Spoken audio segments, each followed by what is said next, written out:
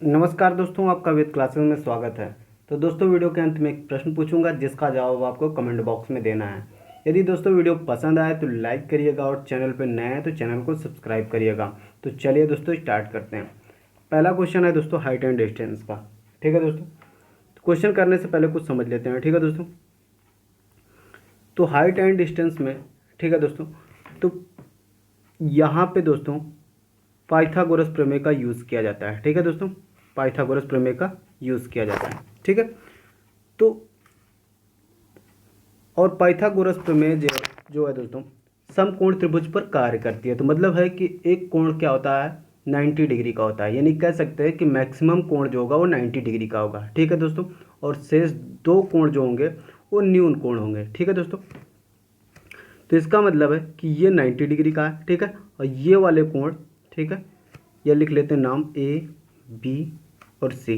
मतलब है कि ए बी वाला जो है 90 डिग्री यानी समकोण है, और सी और ए, ठीक है, न्यून कोण है। ठीक है दोस्तों, अच्छा एक बात यहाँ पे ये समझ में आती है, ठीक है दोस्तों, कि ये जो सी एंगल है, ठीक है, पहले ए एंगल के लिए समझते हैं। ठीक है, ए एंगल के सामने, ठीक है, और ये समझिएगा बी एंगल जो है 90 डिग्री के सामने की भुजा क्या कहलाती है, वो हाइपोटेनियस यानी क्या कहलाती है दोस्तों, कर्ण कहलाती है। ठीक है, कर्ण दोस्तों समकोण त्रिभुज में सबसे बड़ी भुजा होती है। ठीक है, अब एंगल सी की बात करते हैं। तो एंगल सी के सामने की जो भुजा है, ठीक है, वो है दोस्तों जिस कोण का जिक्र किया जाएगा, यानी जिस कोण की बात करा जाएगा, ठीक है, तो कोण सी के सामने की भुजा लंब हो जाएगी। ठीक है, जब सी ले रहे होंगे, एंगल सी ले रहे होंगे, तो उस कोण के सामने की भुजा ये लंब हो जाएगी। ठीक है, और ये क्या बन जाएगा, आधार। ठीक है दोस्तों, और कर्ण वही रहेगा, बदलेगा नहीं। ठीक है, और जब एंगल ए ले रहे होंगे, ठीक है, तो उसके सामने की भुजा क्या हो जाएगी, लंब हो जाएगी। ठीक है, और आधार नीचे वाला हो जाएगा। ठीक है, बेस, और हाइपोटेनियस वही रहेगा। ठीक है दोस्तों, ये बात समझ गए होंगे। तो अब ये जानते हैं कि उन्नयन कोण और अवनमन कोण क्या होते हैं। ठीक है, पहले ये समझ लेते हैं क्योंकि हाइट एंड डिस्टेंस इसी पे कार्य करेगी। ठीक है दोस्तों, तो उन्नयन कोण क्या होता है, सबसे पहले ये समझते हैं। उन्नयन कोण में क्या होगा दोस्तों, ठीक है, ये उन्नयन कोण होता है। ये वाला जो एंगल बनेगा थीटा, ये उन्नयन कोण कहलाएगा। ठीक है दोस्तों, क्या कहलाएगा, उन्नयन कोण। ठीक है, अंग्रेजी में कहते हैं दोस्तों एलिवेशन एंगल। ठीक है, तो ये कब बनता है, जब कोई वस्तु, ठीक है, ऑब्जेक्ट क्या होगी, ऑब्जेक्ट क्या होगी दोस्तों, ऊपर होगी। ठीक है, और क्या, जब मतलब देखने वाला प्रेक्षक यानी आँख, ठीक है दोस्तों, आँख क्या होगी, नीचे होगी। ठीक है, आँख जो है होगी दोस्तों वो नीचे होगी। ठीक है, तब कौन सा कोण बनेगा, उन्नयन कोण बनेगा। और ये दोस्तों एक बात और समझना होगा कि ये आपकी क्या कहलाएगी, हाइट कहलाएगी। ठीक है, ये हाइट होगी। हाइट ये किसकी होगी, यानी किसी पेड़ की हो सकती है, पहाड़ की हो सकती है, पर्वत की हो सकती है, ठीक है दोस्तों, या मकान की हो सकती है, ठीक है दोस्तों, या किसी पेड़ की हो सकती है, तो यह हाइट होगी उसकी। ठीक है, ये उसकी हाइट होगी। ठीक है दोस्तों, और ये उसका बेस होगा। ठीक है, मकान या मीनार जो भी होगा, ठीक है, उसका बेस होगा। बेस से कितनी दूरी पर कोई व्यक्ति स्थित है, ठीक है, जो ऊपर स्थित वस्तु को देख रहा है, ठीक है दोस्तों, देख रहा है, तो वह उतनी डिस्टेंस होगी इसकी। ठीक है, यानी बेस है। ठीक है दोस्तों, ये आपका हाइपोटेनियस है। क्लियर है बात। जो दोस्तों यहाँ पे एंगल बनेगा ये आपका उन्नयन कोण कहलाएगा।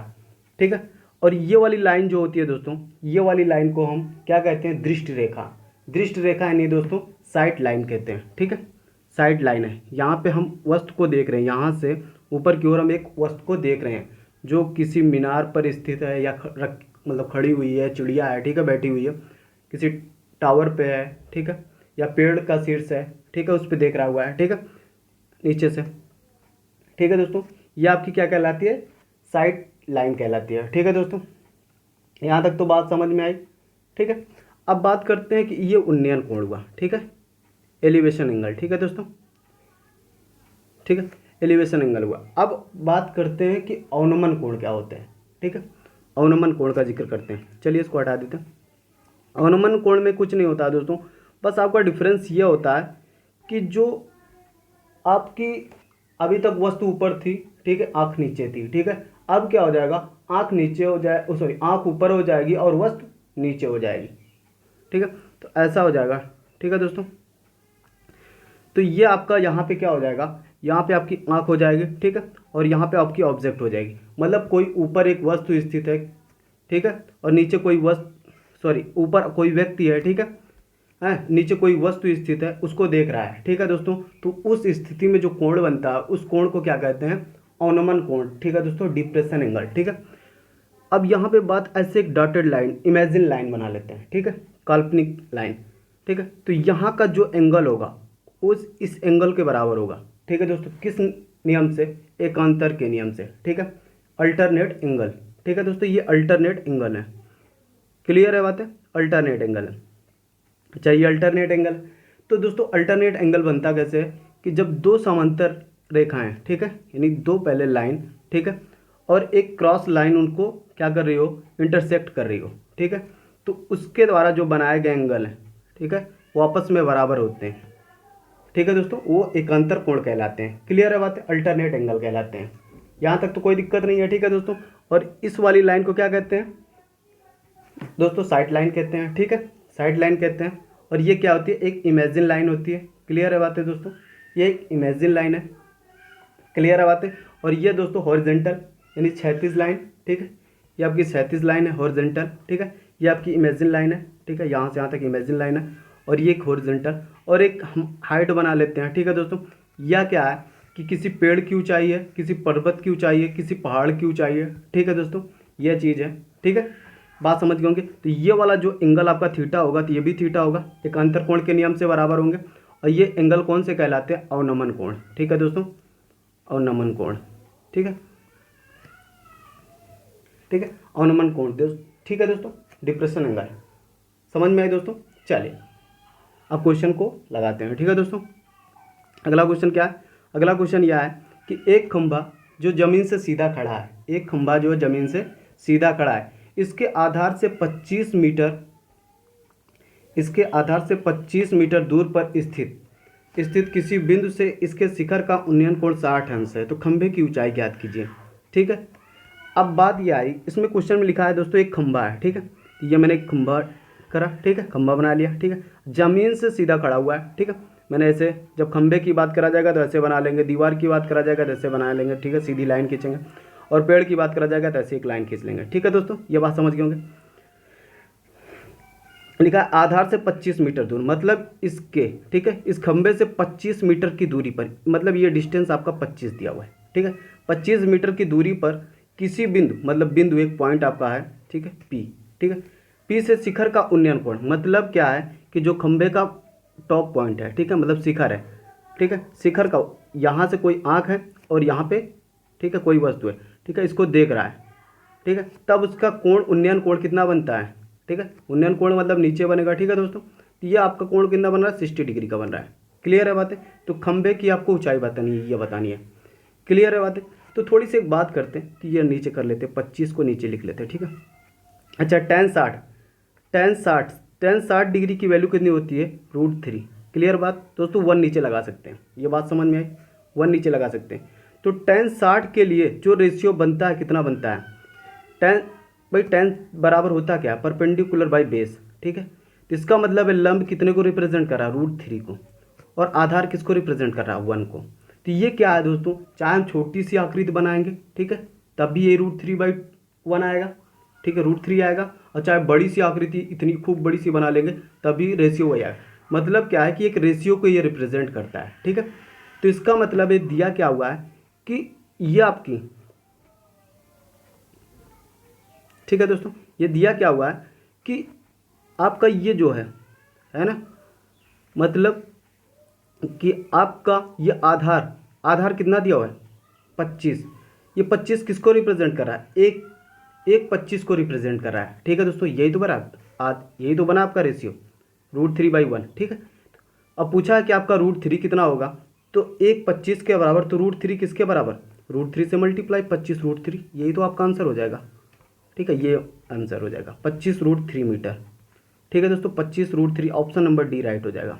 समझ में आया दोस्तों। चलिए नेक्स्ट क्वेश्चन पे चलते हैं। नेक्स्ट क्वेश्चन क्या है, एक पेड़ की ऊंचाई एक पेड़ की ऊंचाई 10 मीटर है, यह हवा के बहाव से इस प्रकार झुक जाता है कि इसका शीर्ष जमीन को स्पर्श करते हुए 60 अंश का कोण बनाता है और जमीन से कितनी ऊंचाई से पेड़ झुका हुआ है यह बताना है। ठीक है दोस्तों, एक पेड़ है, ठीक है, एक बड़ा सा पेड़ है, ठीक है दोस्तों, ये पेड़ है। अब ये बात कर रहा है कि ये टूट गया, ठीक है, हवा आई टूट गया, तो मान लीजिए यहाँ से टूटा और ये ज़मीन के साथ ऐसे झुक गया, ठीक है, तो कितने अंश का कोण बना रहा है, ठीक है, 10, पेड़ की ऊंचाई कितनी दी है, 10 मीटर लंबा है, ठीक है, यानी ऊंचा है, ठीक है, तो पूरी इसकी ऊंचाई कितनी दी है, 10 दिया है। क्लियर है बात है दोस्तों। और एक बात ये कही है कि हवा के बहाव से झुक जाता है, इसका शीर्ष 60 अंश का कोण बनाता है, तो ज़मीन से कितनी ऊंचाई से पेड़ झुका हुआ है, ठीक है, कितनी ऊंचाई से यह बताना है आपको। चलिए, तो ये 60 अंश का कोण बनाता है। क्लियर बात है। और इसका नाम लिख लेते हैं, ठीक है, पहले नाम A B C और D। क्लियर बात है। ये अब पूरा पेड़ क्या है, DB है, पूरा पेड़ क्या है दोस्तों, DB है, ठीक है, और यही बताना है कि कितनी ऊंचाई से टूटा हुआ है। तो मतलब आपको किसकी नाप बतानी है, BC की माप बतानी है, कितना ऊंचाई से टूटा हुआ है, ठीक है, तो BC की माप बतानी है आपको, कितनी ऊंचाई से टूटा हुआ है। यह बात तो समझ में। और एक बात और समझ में आनी चाहिए दोस्तों कि ये जो चीज़ होगी वही ये भी होगी, क्योंकि यही तो आपका टूटा हुआ भाग ऐसे ज़मीन से आके लगा है, ठीक है, समझ में आई बात। अच्छा, यहाँ पे लिखा हुआ है 60 डिग्री लिखा हुआ है, तो tan 60 का रेशियो जो देख रहे होंगे, tan 60 का रेशियो कितना बनता है, √3/1, ठीक है, ये तो बनता है, ठीक है, 1 लगा सकते हैं, ठीक है दोस्तों, tan 60 का मान √3 होता है, 1 नीचे लगा सकते हैं, ठीक है। तो आपका ये देखिए लंब कितना बना, यही तो होता है परपेंडिकुलर बाई बेस, यही तो होता है, ठीक है, परपेंडिकुलर कितना है, √3, ठीक है, बेस कितना है 1। तो आप ये हाइपोटेनियस नहीं निकाल सकते, हाइपोटेनियस निकाल सकते हैं भाई, आपको आधार पता है, लंब पता है, तो हाइपोटेनियस नहीं निकाल सकते। क्या होता है कि लंब का स्क्वायर प्लस आधार का स्क्वायर करके उसका स्क्वायर रूट ले लेते हैं, ठीक है, तो √3 का स्क्वायर 3, 1 का स्क्वायर 1, 3 1 4, 4 का स्क्वायर रूट 2, ये हाइपोटेनियस तो आएगा। क्लियर है बातें, इतना समझ में आई दोस्तों। तो ये आपको दिया हुआ है। अच्छा देखिए थोड़ी सी बात, ये आपका 2 है, ठीक है, तो ये भी तो आपका 2 होगा। क्लियर है बातें, सही है ना। तो आप ध्यान से बात करें कि ये पूरी हाइट दी हुई है, पेड़ की ऊंचाई दी है, कितना दिया हुआ है, 10 दिया हुआ है। क्लियर है बातें, कितना दिया हुआ है, 10 दिया हुआ है। मगर रेशियो की बात करें तो रेशियो कितना दिया है, √3। ये देखिए BC की लंबाई कितनी है, √3, और CD की लंबाई कितनी है, ठीक है, 2 दिया है। तो CD प्लस BC क्या बनेगा, ये पूरा पेड़ बनेगा ना, और ये रेशियो है, मतलब हम लिख सकते हैं 2 प्लस √3 किसको रिप्रेजेंट कर रहे हैं, 10 को। क्लियर बात। हमसे पूछा क्या है कि कितनी ज़मीन से कितनी ऊंचाई से पेड़ झुका हुआ है, ठीक है, तो आपको यही बताना है CB, मतलब √3 की वैल्यू बतानी है, ठीक है। तो आप देखिए 2 प्लस √3 किसको रिप्रेजेंट करा, 10 को, तो एक किसको रिप्रेजेंट करेगा, 10/2 प्लस √3 को। अब ऐसा ना करिएगा कि 2 को उधर भेज दीजिएगा, है ना, माइनस में कर देंगे, ठीक है, ऐसा नहीं, ये एक रेशियो को रिप्रेजेंट कर रहा है, ठीक है दोस्तों। तो आपसे पूछा √3 किसके बराबर होगा, तो √3 से मल्टीप्लाई कर दीजिएगा, √3 से मल्टीप्लाई, एक इसके बराबर, तो √3 से मल्टीप्लाई करेंगे तो 10√3/2 प्लस √3। यहाँ तक तो कोई प्रॉब्लम नहीं। अब क्या करेंगे, अब करेंगे क्या कि इसके संयुग्मी से ऊपर नीचे गुणा कर देंगे, ठीक है, तो करेंगे कितना आएगा, 10√3 कितना आएगा, 2 माइनस √3, ठीक है। अब नीचे इसके कॉन्जुगेट से गुणा करेंगे तो देखिए 2 प्लस √3 लिखा हुआ है, अब 2 माइनस √3 से करेंगे, जब देखिए 2 का स्क्वायर 4 होगा, ठीक है, a plus B, a minus B बराबर क्या होता है, a² माइनस बी स्क्वायर, तो 2 का स्क्वायर क्या होगा 4, √3 का स्क्वायर 3, ठीक है, तो 4 में से 3 निकलेगा तो एक ही आएगा, तो एक ही नीचे लिखने का मतलब ही कुछ ना है, ठीक है, तो मैंने कुछ ना लिखा है, एक नीचे नहीं लिखा, ठीक है। अब थोड़ा सा और सॉल्व कर रहे होते हैं इसको, देखिए √3 से अंदर मल्टीप्लाई कर देते हैं तो कितना आता है, देखिए 10, ठीक है, इसमें होता है 2√3 माइनस 3, ठीक है। अब ध्यान से बात देखें, क्वेश्चन पेपर में a√3 की वैल्यू दी है, ठीक है, 1.73, कितना दिया हुआ, 1.73, ठीक है, 10 2 गुणे 1.73, ठीक है, -3, ठीक है, अब गुणा कर दीजिएगा, ठीक है, 10, अब इसको गुणा करेंगे 3 दूना 6, ठीक है, और 7 दूना 14, ठीक है, 2 1 कम 2 1 3, ठीक है, ये आएगा दशमलव -3। अब इसको करेंगे तो कितना आएगा, 0.46 मल्टीप्लाई करेंगे तो एक अंक पे दशमलव खिसक जाएगा, तो कितना आएगा, 4 दशमलव 6 मीटर, ये आपका आंसर हो जाएगा। 4.6 मीटर आपका राइट आंसर हो जाएगा। 4.6, ऑप्शन नंबर ए वाला राइट हो जाएगा। ठीक है दोस्तों, चलिए नेक्स्ट क्वेश्चन पे चलते हैं। नेक्स्ट क्वेश्चन पे चलते हैं। ठीक है दोस्तों, अच्छा पहले ये बात समझ लेते हैं दोस्तों कि इसमें कुछ प्रॉब्लम भी हो रही होगी कि कैसे करा जाए, कि कैसे ये पता है। ठीक है, तो रेशियो की बात चलो हम बना देते हैं। ठीक है, जैसे हम 10:45 के लिए ले रहे हैं। ठीक है, इसको बना लीजिएगा और याद हो जाए तो बिल्कुल याद कर लीजिएगा। जितना आपको कुछ चीज़ें याद होंगी उतना आपका टाइम बचेगा। ठीक है, 10:45 देखिए 45 के लिए क्या बनेगा 10:45। ठीक है, 10:45 तो 10:45 की वैल्यू कितनी होती है 1। ठीक है, नीचे 1 लगा सकते हैं। तो इसका मतलब क्या है कि ये परपेंडिकुलर है बाई बेस। ठीक है, तो लंब कितना हुआ 1 और आधार कितना हुआ 1। ठीक है, तो आपका हाइपोटेनियस कितना बनेगा √2। क्लियर है बातें। एक जब 45 की बात करेगा तो हम ऐसे फिगर बनाएंगे।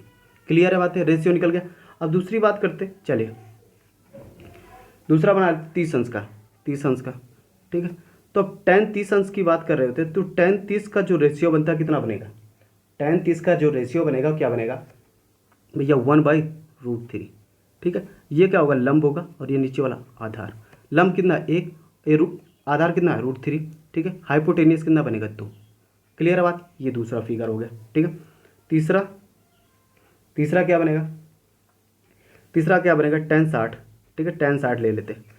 ठीक है, 10-60 ले लेते। ठीक है, 10-60 की वैल्यू कितनी होती है √3/1। ठीक है, ये आपका लंब बटा आधार। ठीक है, लंब कितना है √3, आधार कितना है 1, तो ये आपका आएगा 2। क्लियर है बात, यहाँ तक समझ में आ रही। ठीक है, आप बनाते रहिएगा। ठीक है, आप कुछ ऊपर वाला मिटा देते हैं। ठीक है ना। अब बात करते थोड़ी सी और।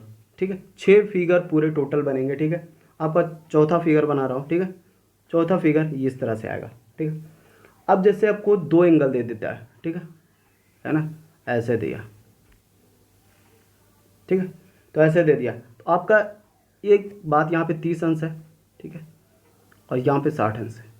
एक बात याद रखिएगा कि यहाँ पे 30 अंश है और यहाँ पे 60 अंश है। क्लियर है बातें, ये कभी नहीं हो सकता कि यहाँ पे 60 अंश हो यहाँ पे 30 अंश हो, ऐसा कभी नहीं हो सकता। क्यों नहीं हो सकता, क्योंकि हम जैसे जैसे ये आपका क्या है आपकी मीनार होगी, पेड़ होगा, है ना, कोई मकान होगा, कोई पर्वत होगा, टावर होगा, तो टावर क्या होगा परपेंडिकुलर खड़ा होगा। जैसे जैसे हम इधर बढ़ते जाएंगे वैसे वैसे एंगल 90 डिग्री के पास जाता जाएगा। ठीक है, हम ऐसे और जाएंगे तो ये आपका 70 डिग्री भी हो सकता है। ठीक है, तो ऐसे ऐसे बढ़ता जाएगा। क्लियर है बातें, तो ये नहीं है कि 30 वाला इधर होगा। ठीक है, 30 वाला इधर नहीं हो सकता है और 60 वाला इधर नहीं हो सकता है। ये बात सही है, समझ में आई बात। चलिए, है ना, चलो मिटा देते इसको। चल ये बात समझ में।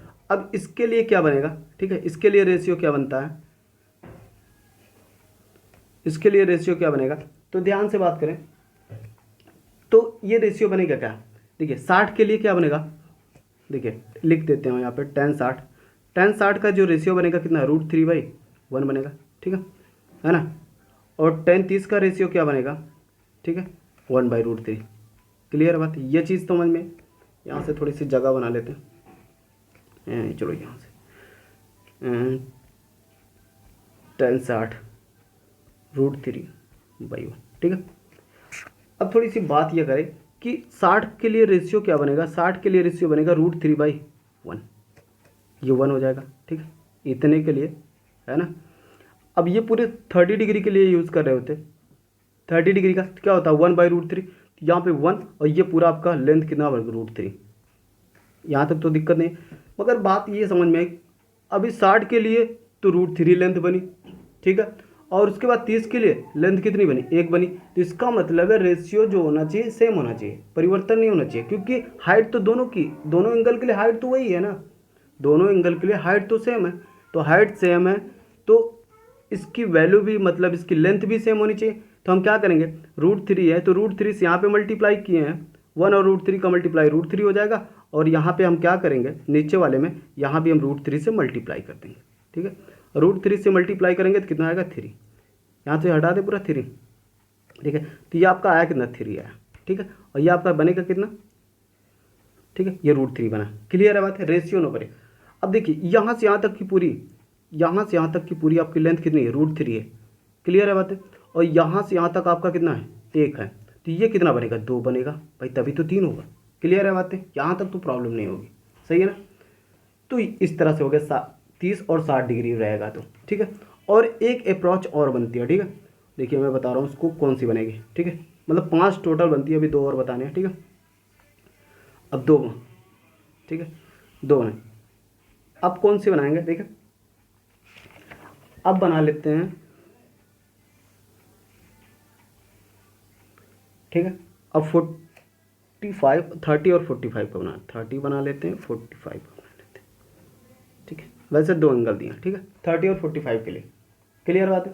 तो 30 और 40, अब देखिए थोड़ी सी बात, अब ये नहीं गया 30 यहाँ पे रहेगा, ठीक है, ऐसा नहीं हो सकता ना 45, क्योंकि आप जैसे जानते हैं कि जैसे जैसे आप बढ़ते जाएंगे एंगल क्या होता है, बढ़ता जाता है, ठीक है। जैसे जैसे आप यहाँ बढ़ते जाएंगे, यहाँ पे जाएंगे तो 15 डिग्री का हो सकता है। क्लियर है बात है, यहाँ पे 15 डिग्री का हो सकता है, ठीक है। और जाएंगे तो यहाँ पे हो सकता है कि 10 डिग्री का हो जाए, ठीक है। तो जैसे जैसे दूर जाएंगे एंगल छोटा होता जाएगा, जैसे जैसे पास जाएंगे एंगल बड़ा होता जाएगा। क्लियर है बात है। तो यहाँ पे tan 45 की बात करते हैं, तो tan 45 का जो रेशियो बनता है 1, इसकी बात करता हूँ, इस एंगल के लिए बात करता हूँ, तो tan 45 1 और 1 रेशियो बनता है। क्लियर बात। और tan 30 के लिए बनता क्या, तो आप tan 45 पहले लिख लेता हूँ, ठीक है, tan 45 का 1/1, ठीक है।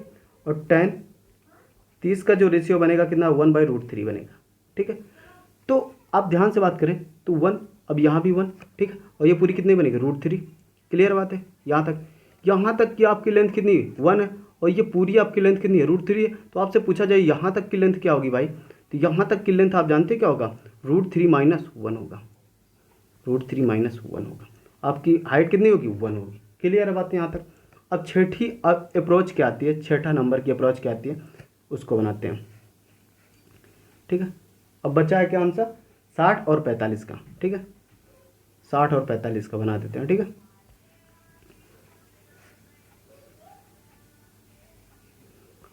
साठ और 45 का, ठीक है।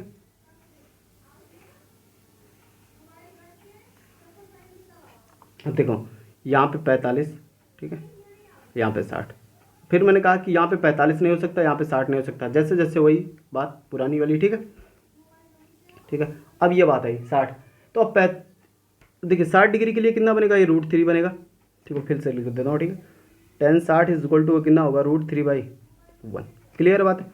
तो ये तो रूट होगा, ये 1 होगा, और 45 के लिए ये 1 होगा, और ये कितना भी होगा, 1 ये भी होगा। ये बात तो सही है। अब ये वाली कितनी होगी भाई, लेंथ कितनी होगी, क्लियर, यहाँ से तो लेंथ 1 होगी, ठीक है। तो आप क्या करेंगे, तो इसमें 1 मल्टीप्लाई करें, तो इसमें भी √3 से मल्टीप्लाई करेंगे, ठीक है भाई, समझ रहे हैं ना, रेशियो बदलेगा नहीं, ठीक है। तो ये आपका कितना आ जाएगा, यहाँ तक 1 है आपका, यहाँ तक आपका 1 है, ठीक है, यहाँ तक 1 है। तो ये आपका पूरा कितना बन के आया, ये आपका बन के आया कितना, √3 बन के आया, ठीक है। तो ये कितना बन के आएगा आपका, ठीक है, तो ये आपका बन के आएगा √3 - 1। क्लियर है बातें, कुछ गड़बड़ तो नहीं हुआ भाई, देख लीजिएगा, ठीक है ना, सही है, ठीक है। ये √3 हुआ, ठीक है, और ये 1 हुआ, ठीक है, सही है ना, ठीक है, ये बनेगा। क्लियर है बात है दोस्तों। तो ये आपकी 6 अप्रोच थी, याद हो जाएगा तो बिल्कुल आसान से रहेगा, नहीं याद होगा तो आपको कुछ सोचना पड़ेगा, बस आसान तो है ये है, ठीक है। अब करते हैं नेक्स्ट क्वेश्चन क्या है, नेक्स्ट क्वेश्चन पे चलते हैं, ठीक है दोस्तों। नेक्स्ट क्वेश्चन ये था, ठीक है, ये था क्वेश्चन, ठीक है। कौन सा बता दिए थे भाई, यहाँ ये बता दिए थे, ठीक है। नेक्स्ट क्वेश्चन क्या है, दिस, ठीक है। अब लिखा है, ये क्वेश्चन है, ठीक है दोस्तों। कोई सीढ़ी है, किसी दीवार से इस तरह से टिका कर रखी गई है जिसका उन्नयन कोण 60 अंश है, और सीढ़ी के पाद की दीवार से दूरी कितना है, 7.5 मीटर है। तो सीढ़ी की लंबाई बताना है, ठीक। क्वेश्चन बहुत आसान है, ठीक है दोस्तों। एक बात इसमें कही गई, एक सीढ़ी है, ठीक है, एक सीढ़ी है, ठीक है, ये सीढ़ी है आपका, एक लैडर, ठीक है, सीढ़ी है, ठीक, ठीक है दोस्तों। और एक दीवार है, ये आपकी क्या है, दीवार है, ठीक है, दीवार है, दीवार से ऐसे सीढ़ी टिका के रखी गई है, कितने अंश का कोण बना रही है, 60 अंश का कोण बना रही है, बिल्कुल आसान सा बात है, 60 अंश का कोण बना रही है, ठीक है, 60 अंश का कोण बना रही है। फिर उसमें एक बात बोली है कि सीढ़ी के पास से, मतलब ये जिस सीढ़ी जहाँ पे ज़मीन से टच कर रही है, ठीक है, वहाँ से सीढ़ी के बाद की दीवार से दूरी कितनी है, मतलब यहाँ से, ठीक है, दीवार की जड़ मतलब दीवार और सीढ़ी के बीच की जो डिस्टेंस है 7.5 मीटर है। क्लियर है बात है। फिर लिखा है सीढ़ी की लंबाई बताना, तो सीढ़ी तो यही है आपकी, ठीक है। तो ध्यान से बात करें तो tan 60 यहाँ पे लिखते हैं, tan 60 किसको रिप्रेजेंट करता है, रेशियो कहता है 3/1, मतलब परपेंडिकुलर या बेस या, ठीक है। तो आपका लंब कितना हुआ 3√3 और आपका आधार कितना हुआ 1, ठीक है। तो आपका बेस कितना हो जाएगा भाई, सॉरी हाइपोटेनियस कितना हो जाएगा 2, ठीक है। तो आपसे यही तो पूछा है 2 बताइए कितना है, ठीक है, 2 कितना है। तो आपका देखिए यहाँ से पूछा है कि 1 किसको रिप्रेजेंट कर रहा है 7.5 को, ठीक है। आपसे पूछा 2 कितना होगा, 1 बराबर 7.5 तो 2 बराबर 15.0 मतलब 15 मीटर। क्लियर है बातें, ऑप्शन नंबर आपका पहला ही राइट हो जाएगा। क्लियर है बातें। चलिए नेक्स्ट क्वेश्चन पे चलते हैं। नेक्स्ट क्वेश्चन क्या है दोस्तों, एक मीनार की परछाई की लंबाई, ठीक है, मीनार की परछाई की लंबाई 20/√3 मीटर है। तो यदि मीनार की ऊंचाई जो दिया 20 मीटर है, ठीक है, मीनार की ऊंचाई क्या है 20 मीटर है, तो सूर्य का उन्नयन कोण बताना है, ठीक है। तो एक मीनार की परछाई दे दी है, ठीक है, एक मीनार बना लेते हैं, ठीक है, और इसकी शैडो यानी परछाई यह है, ठीक है दोस्तों, ये आपकी शैडो है, ठीक है, ये आपकी शैडो है, ठीक है दोस्तों, मतलब उसकी परछाई है, ठीक है। और परछाई की लंबाई कितना दिया भाई, ये आपका दिया हुआ है 20√3, ठीक है, मतलब ये चीज़ दिया हुआ है। क्लियर है बात है। फिर उसके बाद मीनार की ऊंचाई कितना दिया है 20 दिया हुआ है, और ये कितना दिया आपको शैडो कितना दिया 20/√3 दिया हुआ है। तो आपसे पूछा क्या है कि उन्नयन कोण मतलब ये वाला एंगल पूछा आपसे कितना है, उन्नयन कोण पूछा है, तो थीटा पूछा आपसे। क्लियर है बात है। तो थीटा पूछा है तो आप tan थीटा लगा दीजिए। क्लियर। अभी थोड़ी सी बात और करेंगे, ठीक है। tan थीटा बराबर, ठीक है, लंब बटा आधार, तो लंब कितना है 20, आधार कितना है आपका 20/√3, ठीक है, ठीक है। और ये 20 से 20 कट जाएगा और √3 ऊपर चला जाएगा, ठीक है। तो यहाँ आ जाएगा tan थीटा =√3। tan की टेबल में √3 किसकी वैल्यू होती है tan 60 की, है ना। तो थीटा बराबर कितना आएगा 60 अंश। क्लियर बात है। अच्छा एक बात दिमाग में तो आ ही गई होगी, चलिए समझ में आया ना। अब एक चीज़ तो ये दिमाग में बात आ रही होगी कि यार हम tan ही क्यों ले रहे हैं, tan ही क्यों ले रहे हैं भाई, साइन भी तो ले सकते थे, कॉस भी तो क्यों ले सकते थे। मगर आपको ये चीज़ समझनी होगी कि जब साइन ले सकते थे तो हमें उसके लिए हाइपोटेनियस पता होनी चाहिए थी, ठीक है। हाइपोटेनियस का तो उसमें जिक्र ही नहीं कर रहा है, ठीक है ना। तो हम अधिकतर स्थितियों में tan क्यों लेते हैं, क्योंकि हमें ज़्यादा करके मीनार या पेड़ की लंबाई लंबाई बतानी होती है, ठीक है। मीनार टावर या जो भी रहता पहाड़ पर्वत जो भी होता है उसकी ऊंचाई बतानी होती है, और उसके आधार से जितनी डिस्टेंस पे कोई व्यक्ति या कुछ भी है उसकी हमें लेंथ बतानी होती है। तो ज़्यादा करके यही बतानी होती है। और ये कब लिया जाता है, जब कोई सीढ़ी उड़ी लगाई जाती है तब की सिचुएशन में ये क्या होता है हाइपोटेनियस का हम यूज़ करते हैं। तब हाइपोटेनियस, अच्छा साइन लेते तो हाइपोटेनियस आता है कि नहीं, लंब बटा कोण, ठीक है, ये तो आता है। तो कॉस में भी वही आता है हाइपोटेनियस, ठीक है। इस वजह से हम यहाँ पे tan का यूज़ कर रहे हैं, ठीक है। चलिए नेक्स्ट क्वेश्चन पे चलते हैं। नेक्स्ट क्वेश्चन क्या है कि एक व्यक्ति नदी के किनारे पर खड़ा है, ठीक है, और वह गौर करता है कि नदी के दूसरे किनारे पर स्थित पेड़ के शीर्ष से उसका उन्नयन कोण 60 अंश है, ठीक है, 60 अंश है। फिर लिखा आगे जब वह किनारे से 30 मीटर दूर जाता है, 30 मीटर दूर जाता है तो नदी की चौड़ाई ज्ञात करना है। ये बढ़िया क्वेश्चन है, ठीक है। पीछे जो अप्रोच बताई मैंने 6 में से, ठीक है, 30 और 60 वाली वही अप्रोच आपको याद रखनी होगी, और उससे आपको याद होगा तो बहुत आसानी से लग जाएगा, ठीक है। तो आप थोड़ी सी बात करें कि इसमें दिया क्या है कि आपका, ठीक है, हाँ पेड़ है, ठीक है, ये आपका एक पेड़ है, ठीक है, पेड़ है, ठीक है। 30 अंश का यहाँ से कोण बन रहा है, अब ये ना कहो 60 अंश बना दीजिएगा वहाँ पे, ठीक है, यहाँ पे 60 अंश बना लीजिएगा, ठीक है। और ठीक है, और आपका ये पूरा दिया हुआ है, यहाँ से कह रहा है 30 मीटर दूर जाने पर, इसकी डिस्टेंस आपका 30 मीटर दी हुई है, ठीक है। और ये 30 और 60 का मैंने बता दिया कि रेशियो क्या बनता है। ये आपका यहाँ से रेशियो बनेगा 3, ठीक है, और ये आपका बनेगा कितना 1, तो ये आपका 2 बनेगा, और ये कितना बनेगा √3, ठीक है, यही तो बनेगा रेशियो। ठीक है, रेशियो बनेगा। आपसे पूछा क्या है, नदी की चौड़ाई ज्ञात कीजिए, तो नदी की चौड़ाई क्या आपकी, यही तो है नदी की चौड़ाई, जो एक को रिप्रेजेंट कर रहा है, नदी की चौड़ाई यही है आपकी, ये आपकी नदी है। ठीक है, तो आप ध्यान से बात करें तो आपका दिया क्या डाटा, 30 दिया है, तो 30 का रेशियो क्या है, 2 रिप्रेजेंट कर रहा है किसको, 30 को, तो 1 रिप्रेजेंट करेगा किसको, 15 को। हमसे पूछा कितना है, 1 का, तो यही आपका आंसर हो जाएगा। ठीक है, यही तो पूछा था, 1 किसको रिप्रेजेंट कर रहा है, 15 मीटर। नदी की चौड़ाई कितनी है, 15 meter. Option number A right हो जाएगा। क्लियर है बातें दोस्तों। चलिए नेक्स्ट क्वेश्चन पे चलते हैं। नेक्स्ट क्वेश्चन यह है कि एक सीढ़ी जो दीवार के सहारे से खड़ी है, ठीक है, एक सीढ़ी है जो दीवार के सहारे से खड़ी है, वह 36 से 60 अंश का कोण बनाती है, 36 से 60 अंश का कोण बना रही है। यदि सीढ़ी का आधार दीवार के आधार से 9 मीटर दूर है तो सीढ़ी की लंबाई बताना है। ठीक है, बढ़िया क्वेश्चन है। अब ये थोड़ा बना लेते हैं भाई, 60 अंश का है। ठीक है, एंगल कितना दिया है, 60 अंश का। तो एक दीवार है, ठीक है, और एक सीढ़ी है, जो ये सीढ़ी है। ठीक है दोस्तों, ये लैडर आपकी सीढ़ी है और ये आपकी क्या है, दीवार है, वाल है। ठीक है, दीवार है, और ये सीढ़ी क्या है, दीवार के सहारे से खड़ी हुई है, जो कितने अंश का कोण बना रही है, 60 अंश का कोण बना रही है। बिल्कुल आसान सी बात, 60 अंश का कोण बना रही है। और सीढ़ी जो है, सीढ़ी का आधार दीवार के आधार से 9 मीटर, मतलब सीढ़ी का आधार, ये जो सीढ़ी का आधार है और ये दीवार का आधार, ये इसके बीच की डिस्टेंस कितनी है, 9 मीटर है। क्लियर है बात है दोस्तों, यहाँ तक तो सही है। और 10-60 के लिए आप देखते तो 10-60 का रेशियो बनता √3/1। ठीक है, तो आपका ये √3 रिप्रेजेंट कर रहा होता, इसका रेशियो 1, ये पूरा आपका बेस आधार √1 को रिप्रेजेंट कर रहा होता। क्लियर है बातें। तो आप देखिए 1 किसको रिप्रेजेंट कर रहा है, 9 को। ठीक है, तो आपसे पूछा क्या है, पूछा क्या है कि सीढ़ी की लंबाई बतानी है। तो थोड़ी सी बात करें, ये 1 है, ये √3 है, तो आपका यही तो सीढ़ी होगी, यही तो सीढ़ी होगी। सीढ़ी कितना होगा, 2 होगा। क्लियर है बात है। तो ये तो पूछा, एक 9 को, तो 2 किसको, 18 को। सीढ़ी की लंबाई कितनी होती है, 18 मीटर। ठीक है दोस्तों, ऑप्शन नंबर आपका कोई भी है, देखिए बी वाला ऑप्शन सही है।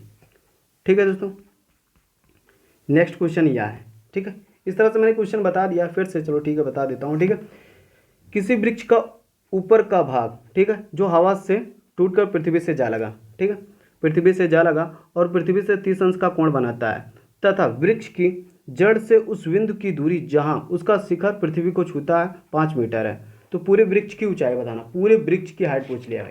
ठीक है, तो थोड़ी सी बात करें, है ना, ये बनाया मैंने पेड़ बड़ा सा। ठीक है, अब ये हवा आई, टूट गया।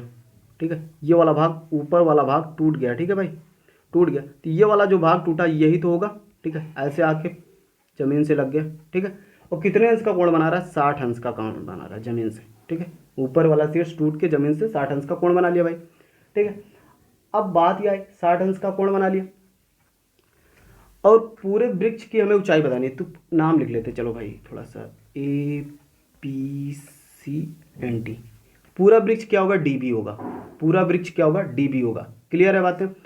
और ये नीचे वाला भाग है। ठीक है, और टूटा हुआ भाग कौन सा, CD है।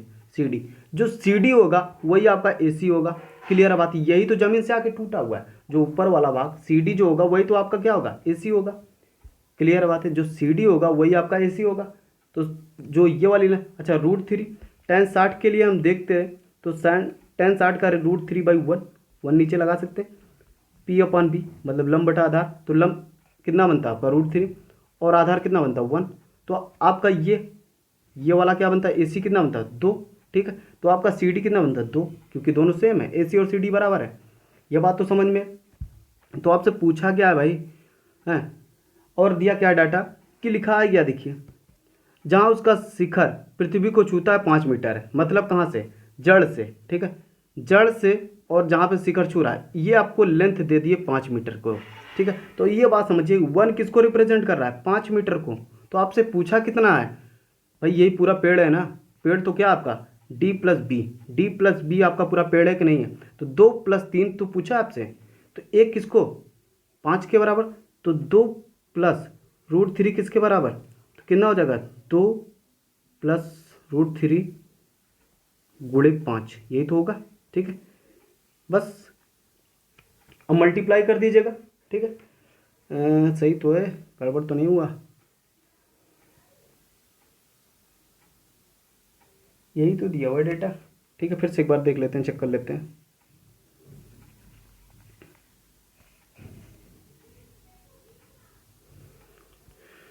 वृक्ष की जड़ से, ठीक है, उस बिंदु की दूरी जहाँ उसका शिखर पृथ्वी को छूता है 5 मीटर है। ये तो दिया 5 मीटर है। √3 10 30 दिया हुआ है क्या? सॉरी भाई, 30 दिया हुआ है। ठीक है, मैंने यहाँ से थोड़ी सी मिस्टेक करी है, 30 अंश का दिया हुआ है। ठीक है, मैंने 60 अंश समझा। ठीक है, 60 अंश दिया हुआ है तो रेशियो तो बदल जाएगा भाई। ठीक है, ये कितना आएगा? ये आ जाएगा 1/√3। ठीक है, 1/√3 आएगा। ठीक है, तो 1/√3 आएगा तो इसको हटा देते हैं, तो ये 1 हो जाएगा आपका। ठीक है, ये 1 हो जाएगा, ये √3 हो जाएगा, और ये तो 2 आएगा। ये क्लियर है बातें? सही है ना? तो इसका मतलब है, तो √3 किसको रिप्रेजेंट कर रहा है? 5 को। √3 किसको रिप्रेजेंट कर रहा है? 5 को। ठीक है, तो आपसे पूछा कितना है? 2 + 1, ये तो पूछा 2 + 1, ये तो पूछा 2 + 1। देखिए, तो एक किसके बराबर होगा? 5/√3, यही तो होगा। तो आपसे पूछा है 2 और +1 मतलब 3, पूरे पेड़ की ऊंचाई तो पूछा है। 3 किसके बराबर होगा? 3 किसको रिप्रेजेंट करेगा? एक 5/√3 के बराबर है, तो 3 कितना होगा? 3 × 5/√3। ठीक है, आप ध्यान से बात करें तो 3 को ऐसे लिखा जा सकता है √3 × √3। क्लियर? × 5/√3। एक √3 कट गया, कितना आया? 5√3 मीटर। ये आपका आंसर हो जाएगा, 5√3 मीटर। ऑप्शन नंबर बी वाला राइट हो जाएगा। ठीक है दोस्तों, ये नेक्स्ट क्वेश्चन है। ठीक है दोस्तों, अब ये वाली बात आई। ठीक है, ये क्वेश्चन है, मज़ेदार क्वेश्चन है, बेहतरीन क्वेश्चन है। ठीक है दोस्तों, अब इसको करना है। ठीक है, अब इस क्वेश्चन में एक बात समझ लेते हैं कि जब भी इस तरह से क्वेश्चन आएगा, ठीक है, इस तरह से आए तो cos A, थोड़ी सी एक बात समझ लेते हैं। ठीक है, cos A + cos B, ये 0 डिग्री होगा, 0 होगा। ठीक है, सॉरी दोस्तों, 0 होगा। कब होगा? जब A + B क्या होगा? 180 डिग्री होगा। क्लियर है बात है दोस्तों? जब A + B क्या होगा? 180 डिग्री होगा। ये बात समझ में है? ठीक है, ये आपको याद रखेंगे। ठीक है, नोट भी कर लीजिएगा। ठीक है, अब सोच रहे होंगे, देखिए अब इसमें क्या है, सब देखेंगे तो 20 cos 40 cos 60 cos 80 है ना, cos 100 cos 120 cos 140 cos 160 cos 180, मतलब 20 के डिफरेंस में है। ठीक है, 20 के डिफरेंस में है। तो आप टोटल इसमें टर्म्स कितने बनेंगे? तो देखिए 180 टोटल है ना, कितने का डिफरेंस है? 20 का, तो 20 से डिवाइड कर दीजिएगा। ठीक है, 9 टर्म्स आपके टोटल बनेंगे। क्लियर है बातें?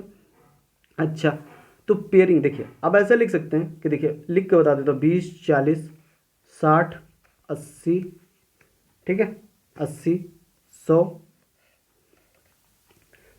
120 140 है ना, 140 160 और 180।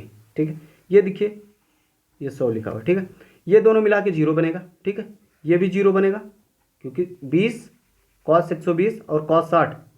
ठीक है दोस्तों, ये कितना बनेगा? 180 और 0 हो जाएगा। ठीक है, ये 0 बनेगा, ये भी 0 बनेगा। 20 और 160 कितना होगा? ये भी 0 बनेगा। ठीक है, अब बच्चा cos 180। cos 180 की वैल्यू होती है टेबल में दोस्तों -1। क्लियर है बात है? कितना होता है? -1। ऑप्शन नंबर बी राइट हो जाएगा। क्लियर? ठीक है दोस्तों,